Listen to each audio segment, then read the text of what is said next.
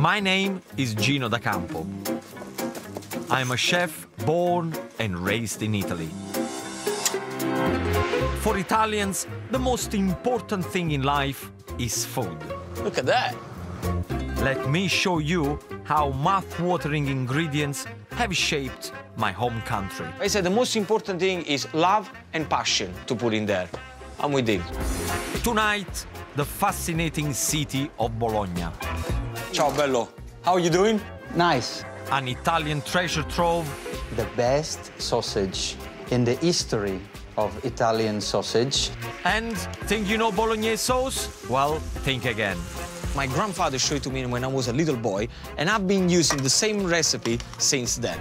This is my Italian escape. Italians use 3 words to describe the city of Bologna. The red, for its red buildings and socialist politics. The learned, because it has the world's oldest university, founded in the 11th century. And the fat, which is a nod to the city's food and how well the population eats. This rich food heritage means I just have to pay a visit. If you look at the map of Italy, Bologna lies to the north, in the region of Emilia-Romagna. Bologna became rich from trade. Its merchants built over 100 defensive towers within the city walls, but only a few remain. As the city prospered and developed, nearly 40 kilometers of porticos were built. These were house extensions over the pavement below, and range from early wooden ones to the later extravagantly decorated variety. With the city's trade and wealth came great food, and the town gave its name to a sauce which is globally known as Bolognese. I couldn't come to the center of Bologna without finding out about the most famous Italian sauce in the world, the Bolognese sauce. I mean, I've been cooking Bolognese sauce since I was like a little boy, 10, 11 years old, and I've just wanted to make sure that I haven't missed any tricks. To find out the secrets of a great Bolognese, I need to meet one of the best chefs. Anna Maria Monari has been cooking Bolognese sauce in her trattoria for 28 years. She's a legend, and I want her to teach me about her recipe, which was passed down the generations by her grandmother. Buongiorno, Anna Maria. Ciao. Come stai? Bene, tu? Bene. Mua. Mua. Che stiamo facendo? Il ragù. Il ragù? Alla bolognese. Alla bolognese. Alla bolognese. Io ho sempre voluto vedere come si fa il ragù alla bolognese, quello là vero. Adesso io te lo insegno e tu stai attento perché sei giovane e hai tutto da imparare. Ok, I think I'd better listen hard. Qual è il segreto? Cioè, che cosa fai che fa questa bolognese così spettacolare? Mi attengo alle regole e ai tempi e agli ingredienti perfetti.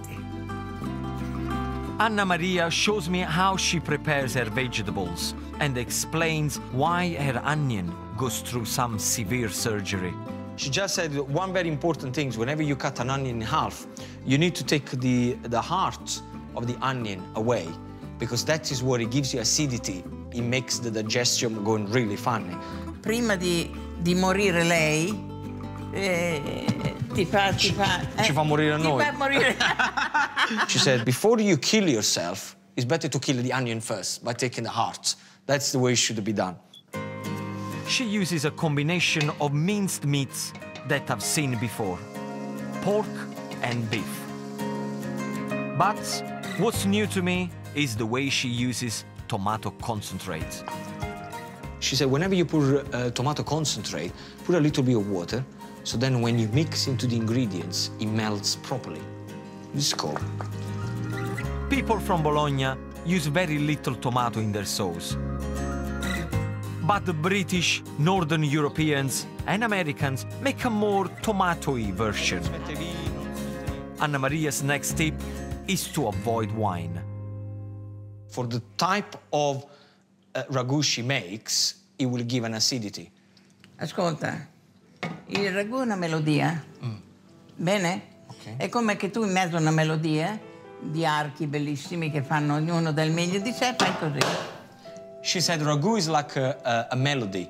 It's like hearing all the violin and the arches in an orchestra, and all of a sudden you hear somebody drumming. So that's what the wine does.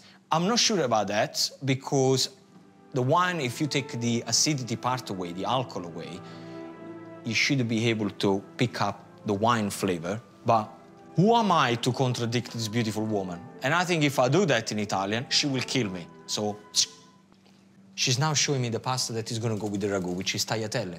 Egg pasta made with 100 grams of plain 00 flour and 1 whole egg. Nice and simple. È questo. And she said a lot of elbow grease. A dopo, dai. Mua. Mua. Ciao, caro. Ciao, bella. Ciao. It will take 8 hours to cook, and I can't wait to try it with handmade tagliatelle. People make the mistake of using slippery spaghetti for this dish, but Bolognese sauce sticks much better to wider, flatter tagliatelle. The end result looks delicious, but how does it taste? The meat, I would expect it to be heavier, but it's not. It's actually quite light. I love the balance of the flavor, and the texture is very fascinating because it's not too much sauce. You got little pieces of heaven into your mouth that really explodes. I've never tried a ragu alla bolognese like this before, and I understand why she is the queen of the ragu alla bolognese. Ho detto, ora capisco perché tu sei la regina del ragu alla bolognese. Grazie. Brava. Molto grazie. Brava, brava, brava, brava. Grazie, grazie, grazie. Anna Maria's pasta was stunning, and it's made me want to cook a special version of tagliatelle alla bolognese. So I'm heading up to the rooftops of this lovely city to cook a recipe that's been in my family for many years. My grandfather showed it to me when I was a little boy, and I've been using the same recipe since then. I'm using minced beef and pork, which needs a bit of a massage. Drizzle a little olive oil on top. Then use your fingertips to loosen up the meat. And this is a great tip because then when you fry the meat, it's going to crumble very, very easy. Once you coated all the meat with oil, set aside and wash your hands. I'm starting my bolognese sauce with an Italian vegetable base of celery, onion and carrots. This is called soffritto. These chopped vegetables caramelize and give a rich flavor. I remember my grandfather used to say to me, if you don't have the soffritto, do something else. Don't make a bolognese sauce, otherwise it's not going to work. My soffritto is nice and golden. Now it's time to add the meat. What do you have to do? With the help of a wooden spoon, break the meat into the pan. The beef texture plus the fat and flavor from the pork make a winning combination. But please don't tell Anna Maria what I'm going to use next. Let me tell you something. If the red wine is not good for your palate, it shouldn't be good for cooking. Trust me. Once the alcohol has evaporated, I add my grandfather's secret ingredient. Milk.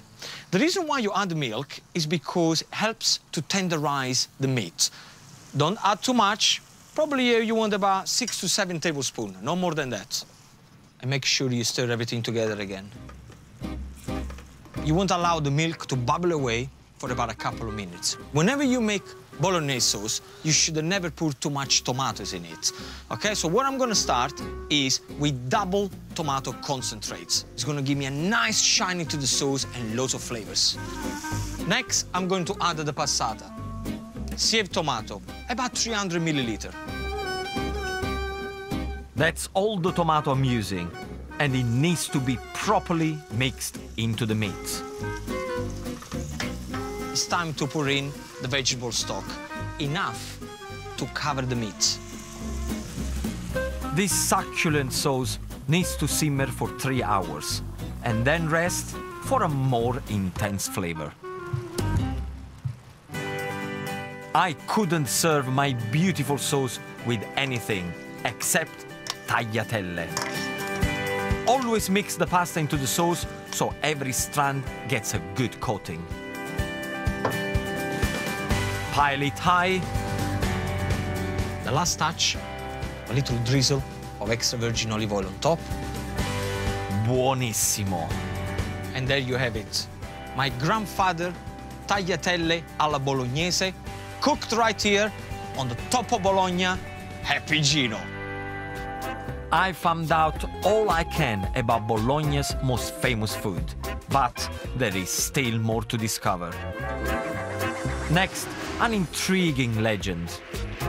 A naked woman, and the only thing that is fascinated with is a belly button. And an amazing pasta dish The best dessert you ever had. that's full of surprises. Exciting.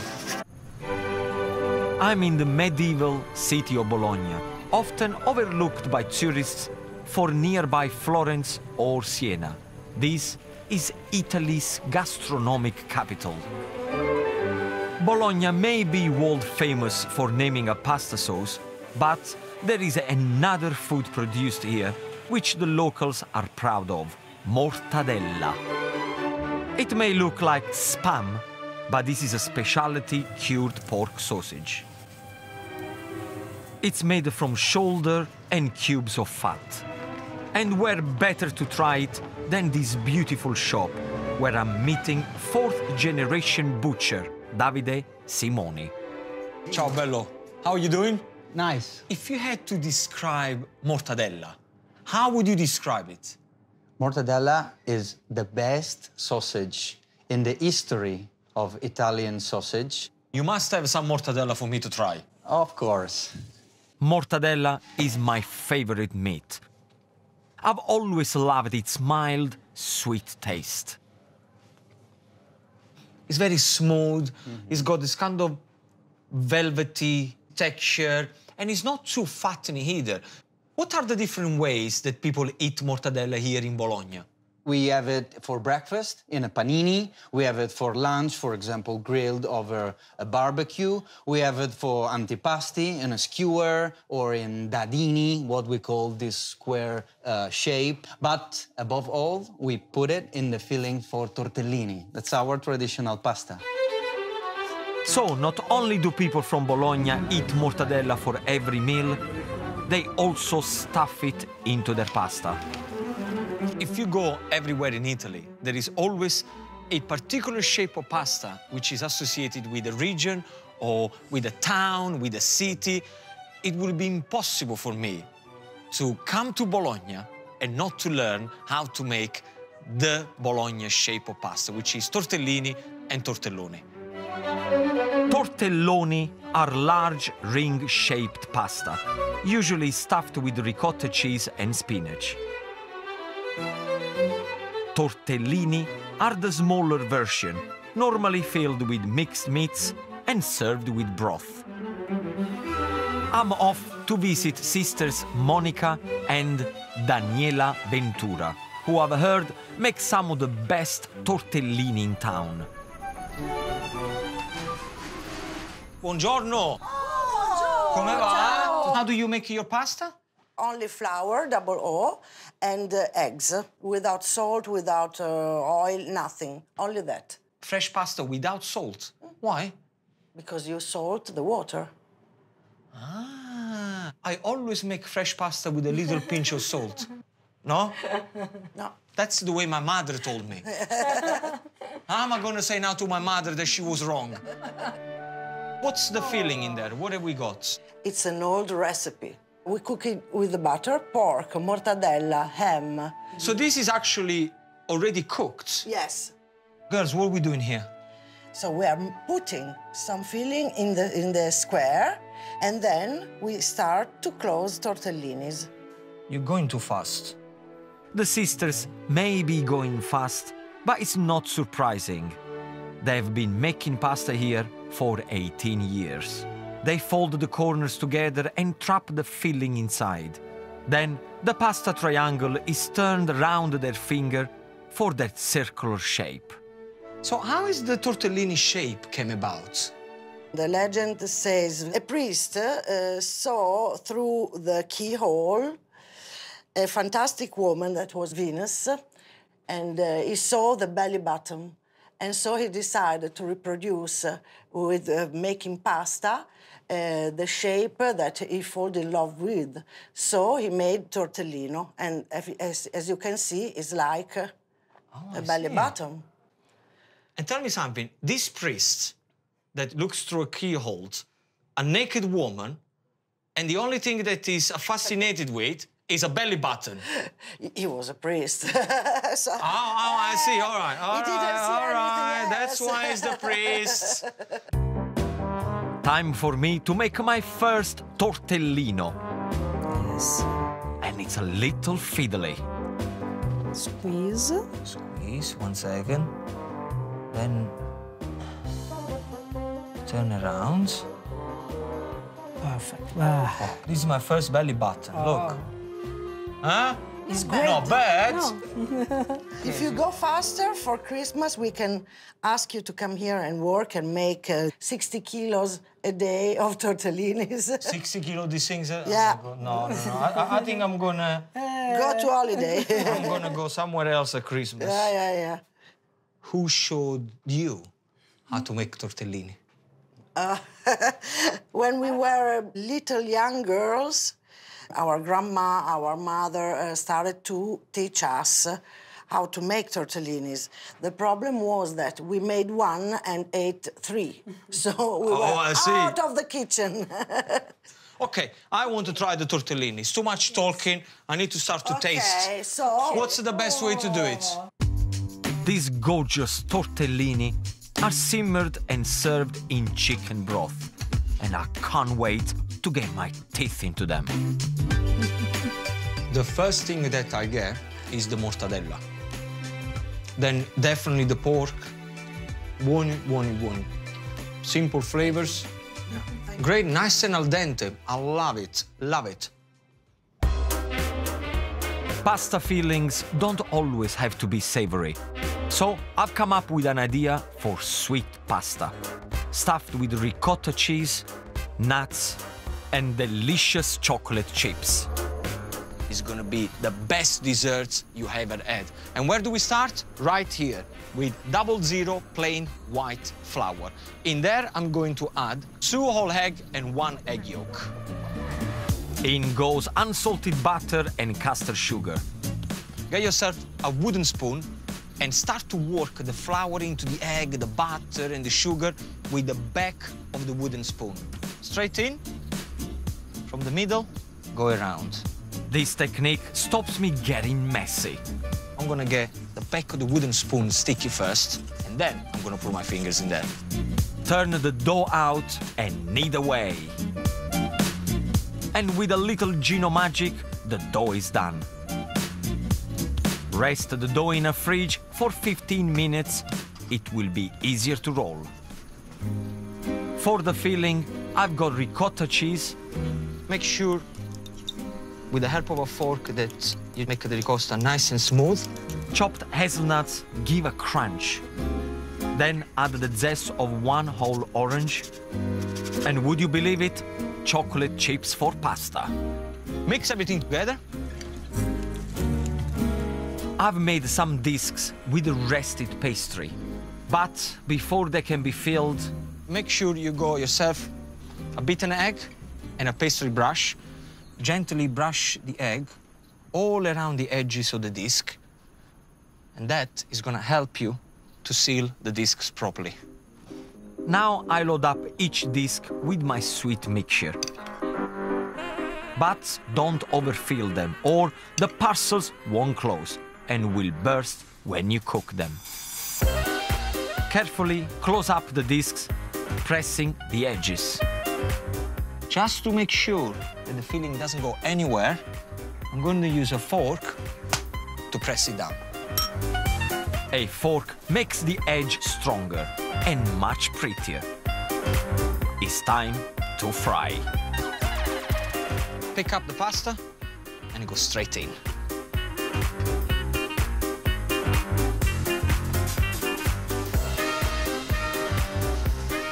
Exciting. Beautiful. Look at that. All nice and golden, bubbling away. This is gonna be great. This is taking approximately 1.5 minutes on each side, and they're ready to come out. Definitely ready.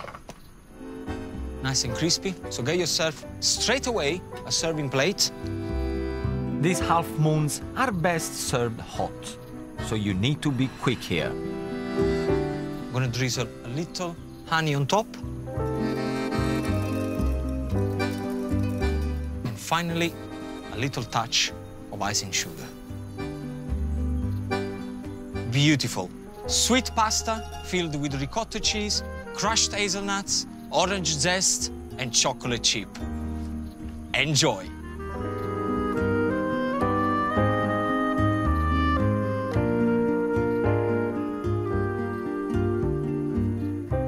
My time in Bologna has come to an end.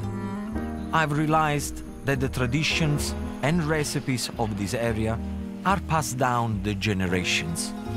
My memories of the home of Italian food will stay with me as I continue my Italian escape.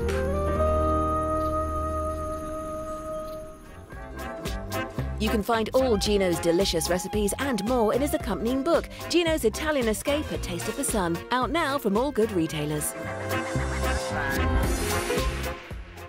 See Warwick Davis and his famous friends on Celebrity Squares, now available on ITV Player. And tonight at 9, Murders on the Menu in the brand new series of Lewis. But coming up next, what's Kylie up to in Coronation Street?